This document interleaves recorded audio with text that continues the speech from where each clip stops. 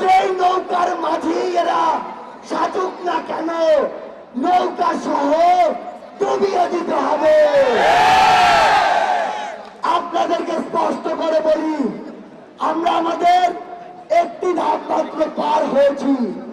যতদিন পর্যন্ত জনতার দ্বারা নির্বাচিত জনগণের সরকারের হাতে ক্ষমতা না যায়, ততদিন পর্যন্ত রাজপথে 10 মিনিটের ঘোষণায় নামার জন্য প্রস্তুত থাকতে হবে। যেই গর্ত দিয়ে ওই ফ্যাসিস্টের দোসররা বের হওয়ার চেষ্টা করবে, 2টা কাজ করতে হবে।